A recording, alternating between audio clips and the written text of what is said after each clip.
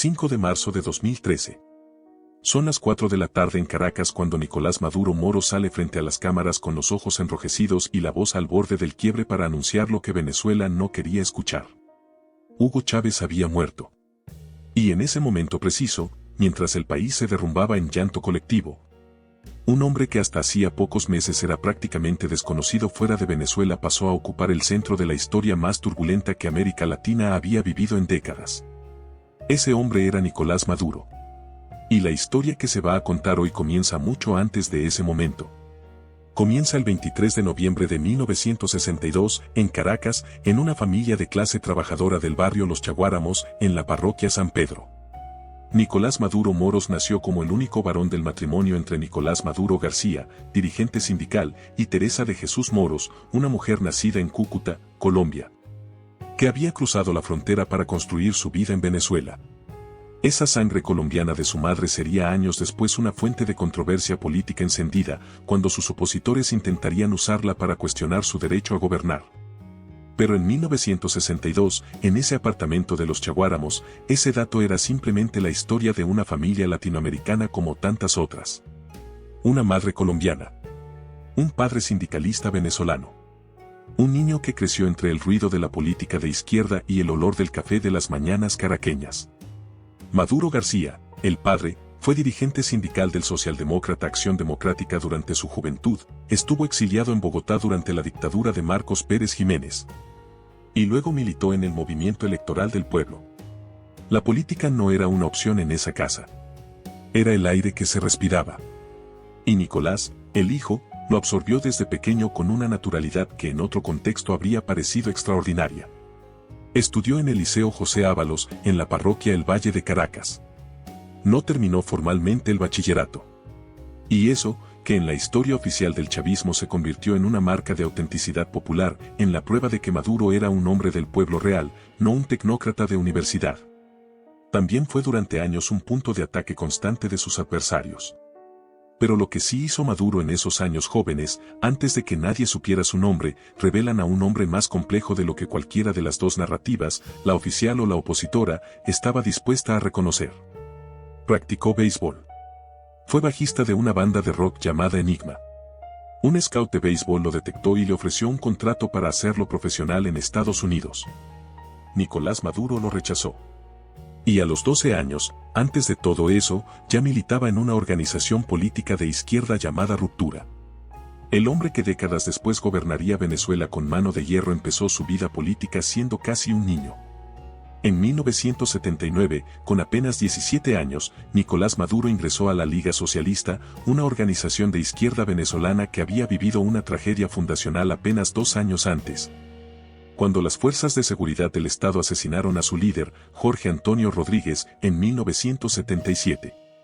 Esa muerte violenta de un dirigente político a manos del aparato represivo del Estado marcó a toda una generación de jóvenes venezolanos de izquierda. Y Maduro llegó a esa organización exactamente en ese clima, cargado de rabia política, de sentido de injusticia, de la certeza que tienen los jóvenes cuando creen que el mundo está mal construido y que ellos tienen la responsabilidad de reconstruirlo. Poco después comenzó a trabajar como conductor en el metro de Caracas. No fue un trabajo cualquiera. Fue el lugar donde Maduro se formó no como ideólogo ni como orador, sino como organizador. Dentro del metro de Caracas se convirtió en dirigente sindical. Llegó a ser miembro de la junta directiva de la empresa. Fundó el sindicato del metro de Caracas, el Citrameca. Y fue en esas reuniones sindicales, en esos pasillos subterráneos de la ciudad, donde Maduro aprendió algo que ningún libro de política puede enseñar: cómo mover personas, cómo construir lealtades, cómo hacer que gente distinta y complicada se mueva en la misma dirección. Ese aprendizaje práctico y concreto fue la verdadera escuela de Nicolás Maduro. No una universidad. No una academia militar. Los túneles del metro de Caracas y las asambleas sindicales donde los trabajadores discutían sus derechos con una intensidad que en Venezuela de los años 80 tenía algo de urgencia vital. Fue también en esos años cuando Maduro conoció a Adriana Guerra Angulo. Una relación que comenzó en ese entorno de militancia política y vida obrera caraqueña, y que el 9 de junio de 1988 se formalizó en matrimonio, celebrado en la jefatura civil de la parroquia El Valle. Nicolás Maduro tenía 25 años. Adriana Guerra sería la madre de su único hijo biológico. El 21 de junio de 1990 nació Nicolás Maduro Guerra, al que todos llamarían Nicolásito. Un niño que creció viendo a su padre convertirse en algo que ninguno de los dos podía imaginar en ese momento. Pero el matrimonio entre Maduro y Adriana Guerra no sobrevivió a la transformación que vendría. Duró hasta 1994. No hubo escándalos públicos. No hubo declaraciones encendidas ni cartas abiertas. La separación ocurrió en silencio, como ocurren muchas cosas en la vida de los hombres que están construyendo algo más grande que sus propias vidas privadas, o al menos eso es lo que ellos mismos se convencen de creer. Y mientras ese matrimonio se deshacía en la privacidad de una Caracas que todavía no lo conocía, Nicolás Maduro ya estaba mirando hacia otro lugar. Hacia una mujer que cambiaría todo. Hacia una causa que consumiría el resto de su vida.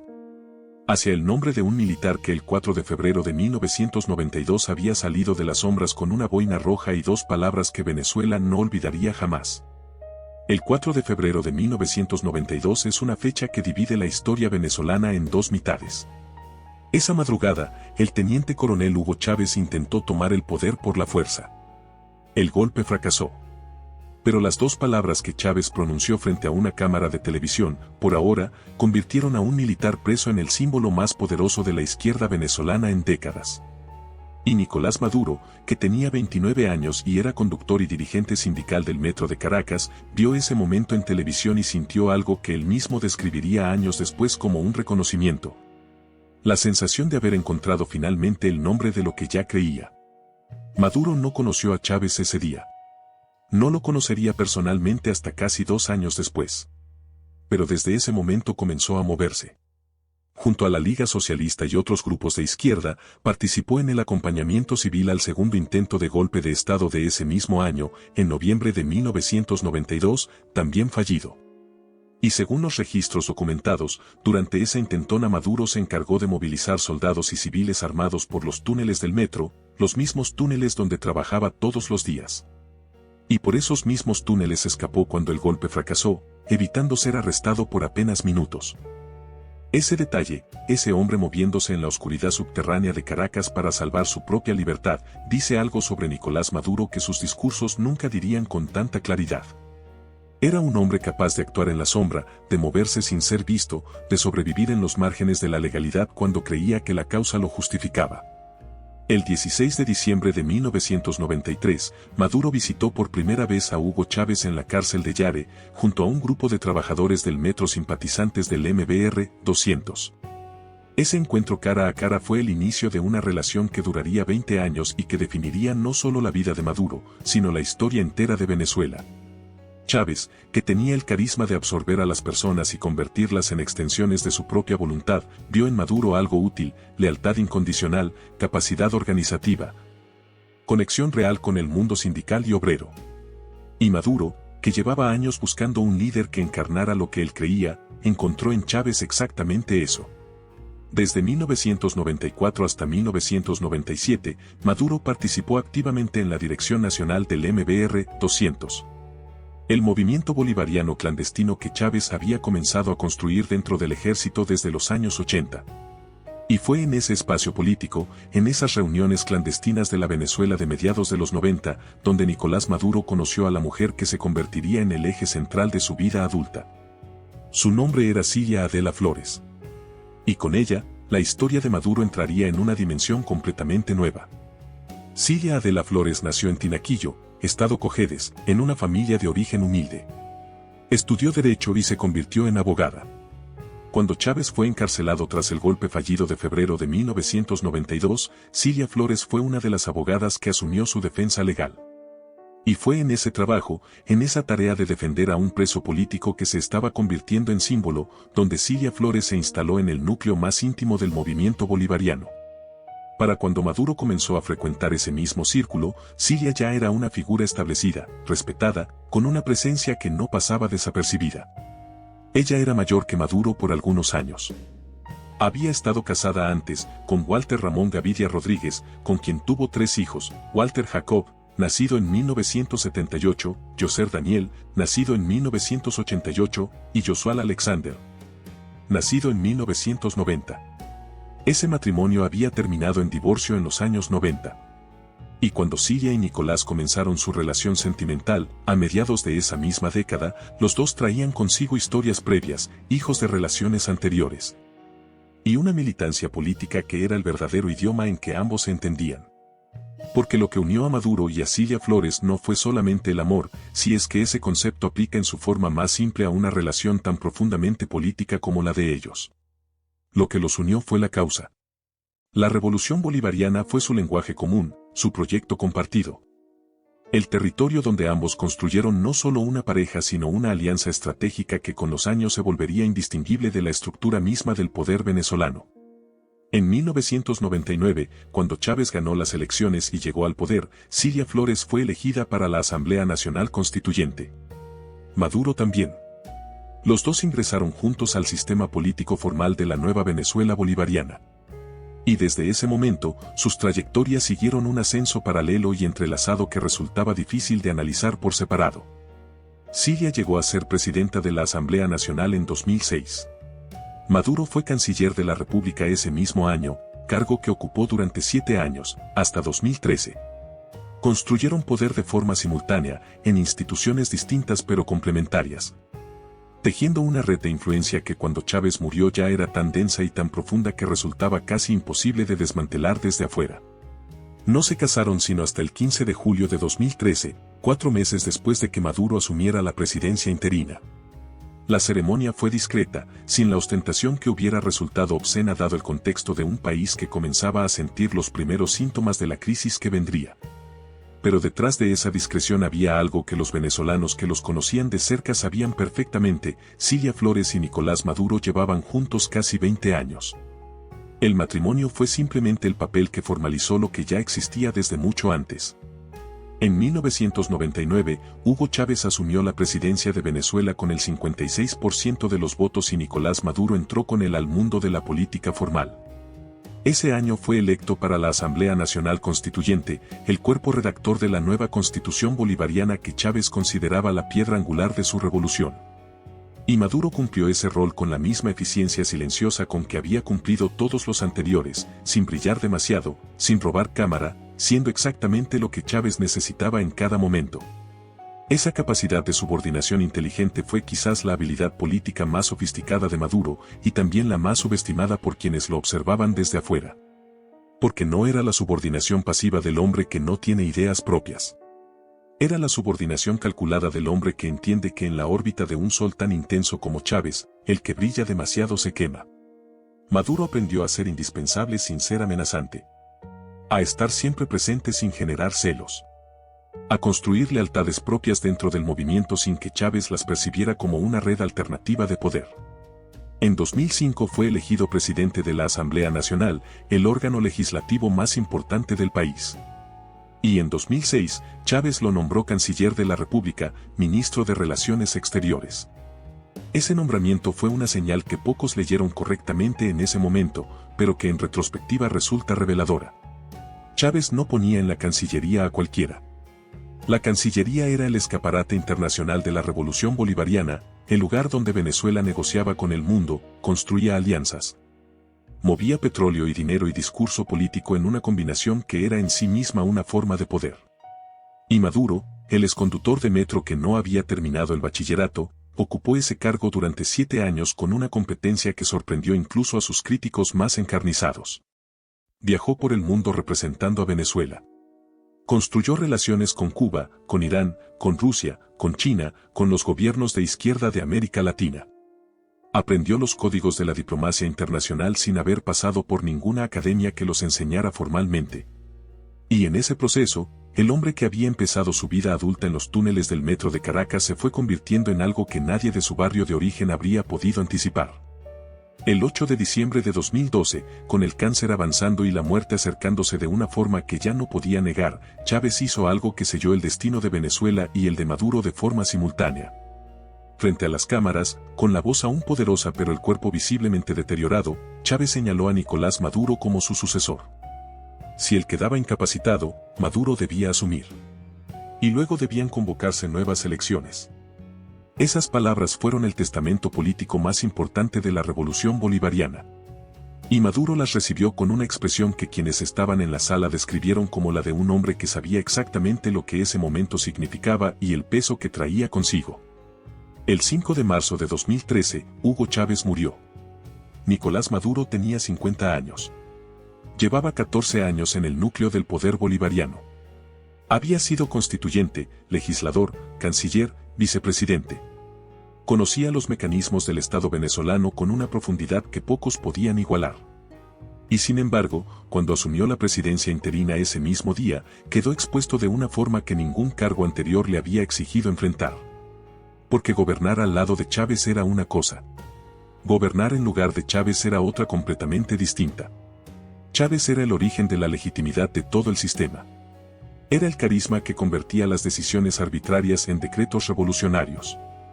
Era la voz que hacía que millones de venezolanos creyeran que el sacrificio valía la pena. Sin Chávez, el sistema que él había construido seguía en pie estructuralmente, pero le faltaba el alma que lo hacía funcionar. Y Maduro lo sabía. Por eso, desde el primer día, construyó su presidencia sobre una promesa de continuidad que era también una confesión de dependencia. El 8 de marzo de 2013 fue investido presidente interino. El 14 de abril de ese mismo año se celebraron las elecciones presidenciales para completar el periodo de Chávez. Maduro ganó, pero por un margen que nadie en el chavismo esperaba que fuera tan estrecho. Obtuvo el 50.61% de los votos frente al 49.12% de Enrique Capriles, el candidato opositor. Menos de 200.000 votos de diferencia en un país de 30 millones de habitantes. Y Capriles no reconoció los resultados. Pidió un reconteo. La situación política se tensó hasta un punto que recordaba los peores momentos del gobierno de Chávez. Maduro respondió de la única manera que sabía responder cuando se sentía acorralado, con dureza. Acusó a la oposición de ser instrumentos del imperialismo norteamericano. Acusó a Estados Unidos de haber asesinado a Chávez con una tecnología que inducía el cáncer. Esa afirmación, dicha en cadena nacional, sin una sola prueba que la sustentara, fue el primer indicador claro de que el gobierno de Maduro operaría con una lógica diferente a la de Chávez. No la lógica del carismático que convence, sino la del aparato que intimida. El 19 de abril de 2013 fue investido formalmente como presidente constitucional para completar el periodo que había comenzado Chávez en enero de ese mismo año. Y Venezuela, que lloraba todavía a su comandante, recibió a Maduro con una mezcla de lealtad heredada y desconfianza genuina que nunca terminaría de resolverse en ninguna dirección. Los primeros años del gobierno de Maduro fueron los años en que Venezuela comenzó a desintegrarse de una forma que resultaba difícil de procesar para quien la vivía desde adentro. En 2014, las protestas opositoras se extendieron por todo el país. Estudiantes, profesionales, sectores medios y bajos que habían apoyado a Chávez pero que veían con alarma cómo la economía se deterioraba a una velocidad que ningún discurso podía ocultar. La respuesta del gobierno fue la represión. Decenas de personas murieron en las protestas. Cientos fueron detenidas. Leopoldo López, uno de los líderes opositores más visibles, fue arrestado el 18 de febrero de 2014 y condenado a casi 14 años de prisión en un juicio que organismos internacionales de derechos humanos calificaron de parodia judicial. Y mientras Venezuela ardía en las calles, en el entorno más íntimo del gobierno algo ocurría que con los años se convertiría en uno de los escándalos más documentados de toda la era chavista. Los hijastros de Maduro, los tres hijos de Cilia Flores de su matrimonio anterior, Walter Jacob, Yoser Daniel y Josual Alexander Gavidia Flores, conocidos en los círculos caraqueños como los Chamos, comenzaron a acumular poder y riqueza a una velocidad que contrastaba de forma brutal con la crisis que vivía el resto del país. Walter Jacob Gavidia Flores, el mayor, fue nombrado juez a los 27 años. En un sistema judicial que el propio gobierno controlaba con una minuciosidad que hacía imposible cualquier nombramiento que no contara con el visto bueno del círculo presidencial. Josual Alexander Gavidia Flores fue vinculado en reportes periodísticos venezolanos e internacionales a viajes en aviones privados, automóviles de lujo y un estilo de vida que en la Venezuela del desabastecimiento y la inflación desbocada resultaba obsceno. Y en diciembre de 2015, en un episodio que sacudió al país entero, dos sobrinos de Cilia Flores, Franky Francisco Flores de Freitas y Efraín Antonio Campos Flores, fueron detenidos en Haití cuando intentaban introducir 800 kilogramos de cocaína a Estados Unidos. Los dos sobrinos de la primera dama de Venezuela, capturados con casi 1 tonelada de droga, Fueron juzgados en Nueva York y en diciembre de 2017 un juez federal los condenó a 18 años de prisión cada uno. Ese fue el primer momento en que la red familiar del poder venezolano quedó expuesta de forma irrefutable ante la justicia de otro país. Y Maduro, desde Miraflores, respondió como respondía a todo, negando, acusando a Estados Unidos de fabricar pruebas, blindando con el discurso revolucionario lo que la evidencia judicial dejaba ver con una claridad que no admitía interpretaciones convenientes. El año 2015 marcó un punto de quiebre que el gobierno de Maduro nunca lograría superar. En diciembre de ese año, la oposición venezolana ganó las elecciones legislativas con una mayoría de 2/3 en la Asamblea Nacional, el resultado electoral más devastador que el chavismo había sufrido desde que Chávez llegó al poder en 1999. Los venezolanos habían hablado con una claridad que no dejaba espacio para la interpretación. Querían un cambio. Y Maduro respondió a esa expresión democrática de la manera más reveladora posible, ignorándola. En enero de 2016, cuando la nueva Asamblea Nacional de mayoría opositora intentó asumir sus funciones, el Tribunal Supremo de Justicia, completamente subordinado al gobierno, comenzó a bloquear sistemáticamente cada decisión que tomara el Parlamento. Venezuela entró en una crisis institucional sin precedentes en su historia democrática moderna, con dos poderes del Estado funcionando en direcciones opuestas y un tercero, el judicial, actuando como brazo político del Ejecutivo. En ese contexto, la economía venezolana colapsó a una velocidad que los economistas comparaban con las peores crisis de la historia latinoamericana. El precio del petróleo cayó. Las reservas del Banco Central se agotaron. El bolívar perdió su valor de forma tan acelerada que los venezolanos llegaron a medir la inflación no en porcentajes anuales sino en porcentajes diarios. Los hospitales se quedaron sin medicamentos. Los supermercados se vaciaron. La desnutrición infantil, que Venezuela había prácticamente eliminado durante los años de bonanza petrolera del gobierno de Chávez, reapareció con una brutalidad que los pediatras venezolanos describían con los ojos llenos de una desesperación que ya no intentaban ocultar. Y en ese contexto de colapso generalizado, el gobierno de Maduro tomó una decisión que cerró definitivamente la puerta a cualquier posibilidad de retorno democrático. En 2017 convocó una Asamblea Nacional Constituyente que no tenía como objetivo real redactar una nueva constitución sino sustituir a la Asamblea Nacional legítima por un cuerpo completamente subordinado al Ejecutivo.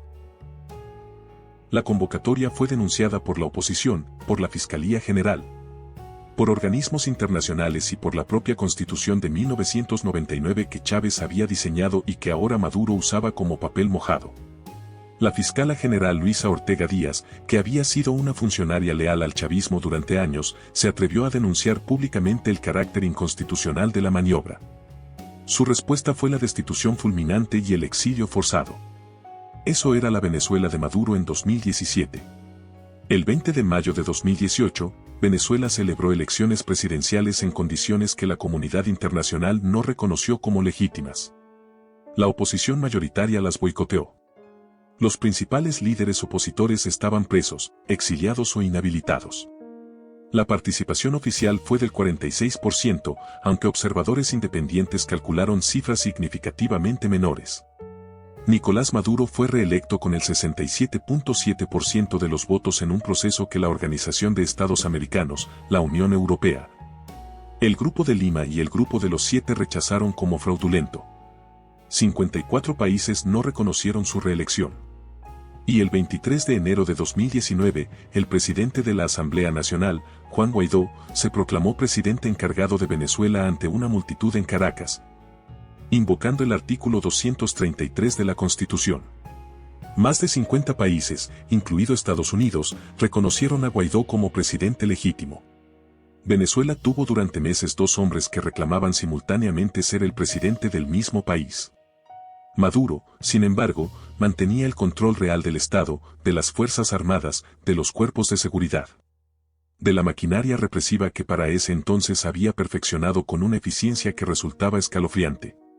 Los colectivos armados, grupos de civiles leales al gobierno que operaban en los barrios con una impunidad total, se convirtieron en el brazo paramilitar de facto del régimen. El Servicio Bolivariano de Inteligencia Nacional, el SEBIN, llenó las celdas de presos políticos. Y la crisis humanitaria se profundizó hasta alcanzar dimensiones que organismos de Naciones Unidas catalogaron como una de las peores del hemisferio occidental en tiempos de paz. Más de 7 millones de venezolanos abandonaron el país entre 2015 y 2023 en la diáspora más grande de la historia latinoamericana moderna. Familias que dejaban todo. Que cruzaban a pie la frontera con Colombia. Que se arriesgaban en el Darién. Que llegaban a países que no los esperaban y que sin embargo los recibieron porque la alternativa era quedarse en un país que ya no podía alimentarlos.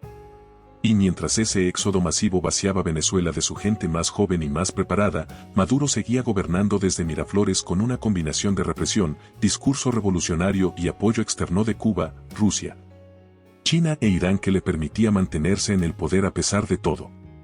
El mundo miraba. Parte del mundo protestaba. Y Maduro seguía ahí. En marzo de 2020, el Departamento de Justicia de Estados Unidos acusó formalmente a Nicolás Maduro Moros de narcoterrorismo.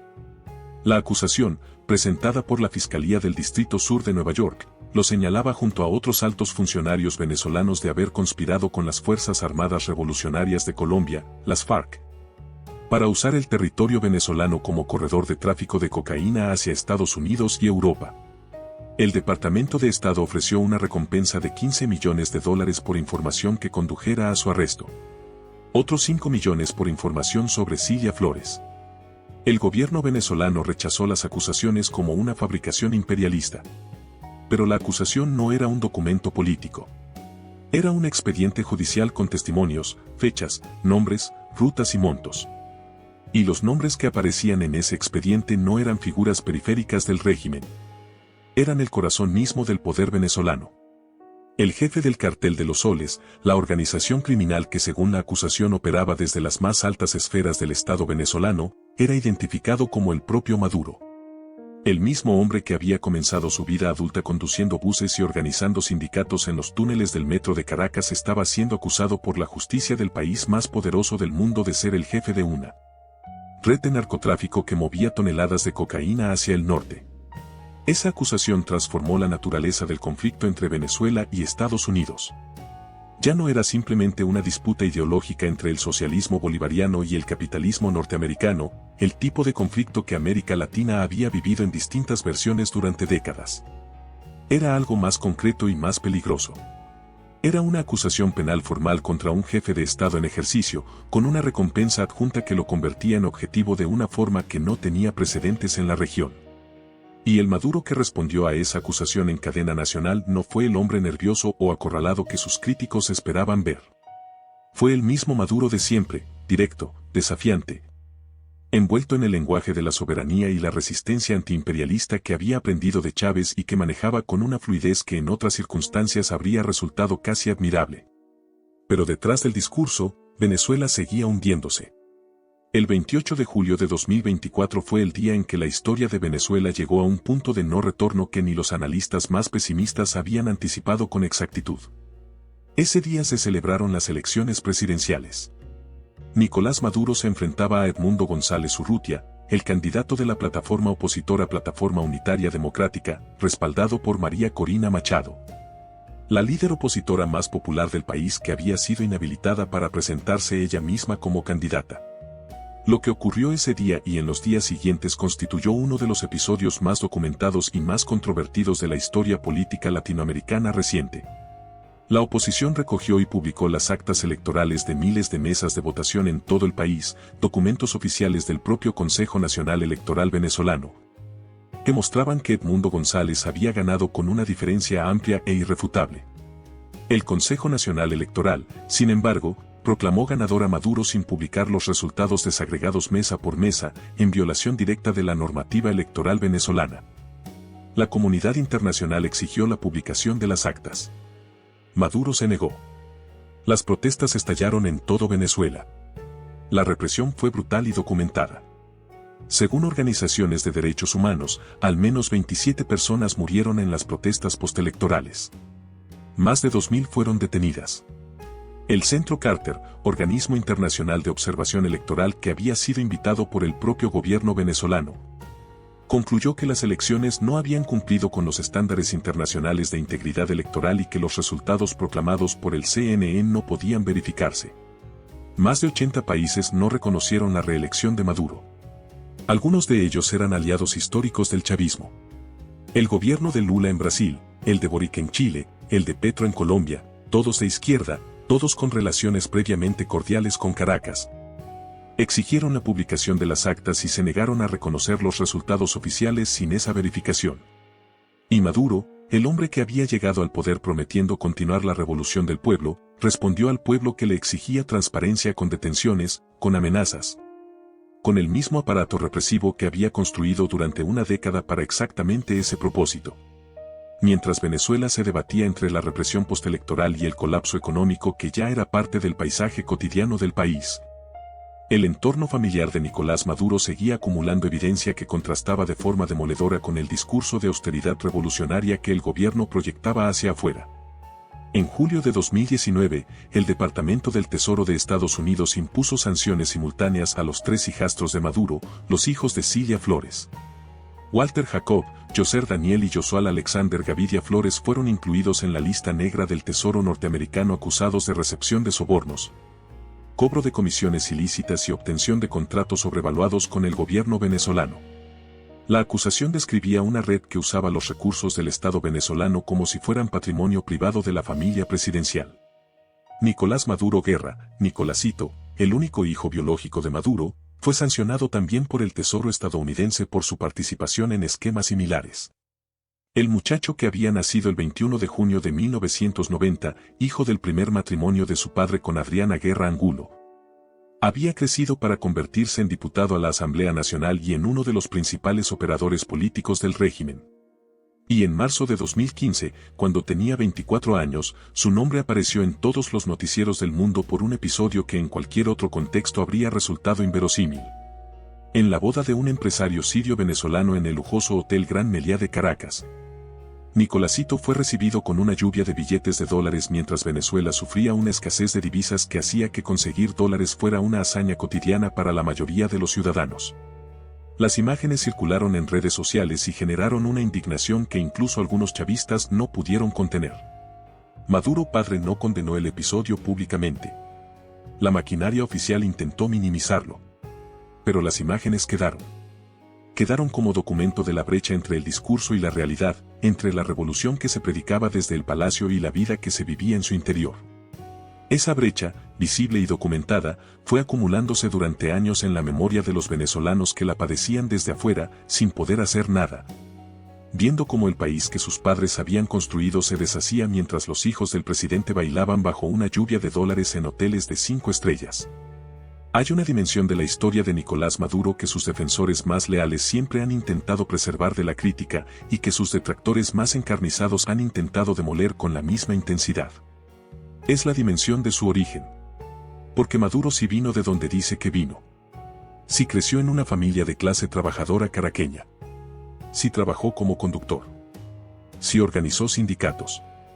Si pasó años en la militancia política de izquierda antes de que esa militancia tuviera ninguna recompensa concreta. Esa parte de su historia es real y verificable.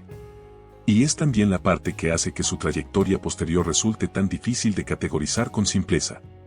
Porque hay algo perturbador en la historia de un hombre que viene de abajo, que conoce de cerca la pobreza y la precariedad, que ha dicho en incontables discursos que gobierna para los que no tienen nada.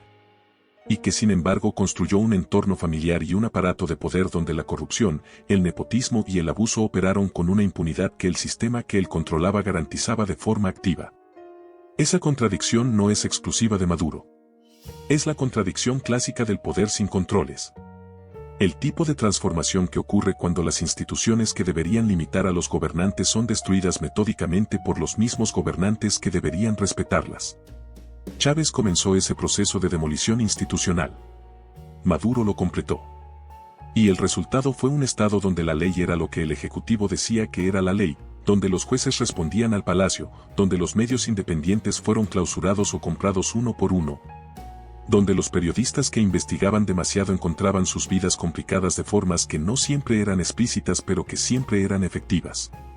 En ese sistema, las mujeres que podían haber contado historias incómodas sobre Maduro callaron. No porque no hubiera historias, sino porque en la Venezuela de Maduro, hablar tenía un costo que muy pocas personas estaban dispuestas a pagar.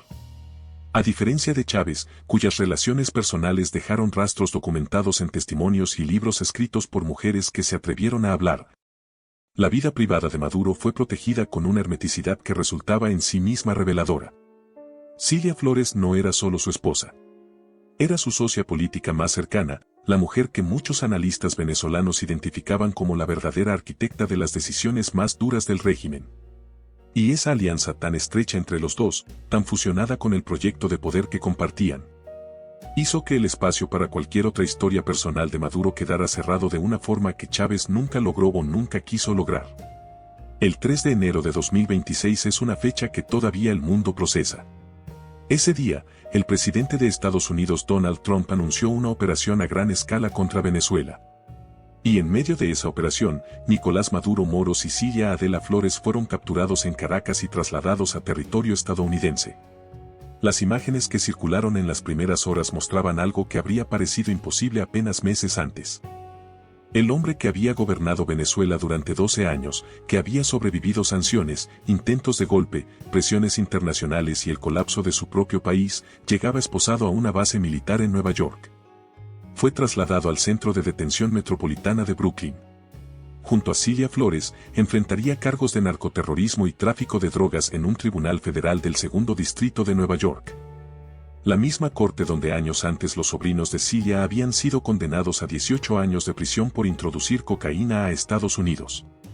La acusación formal, presentada originalmente en 2020 y actualizada con nuevos cargos en enero de 2026, describía a Maduro como el líder del Cartel de los Soles, una organización criminal enquistada en las más altas esferas del Estado venezolano que había usado los recursos, las rutas y la impunidad del gobierno para mover toneladas de cocaína hacia mercados internacionales durante años.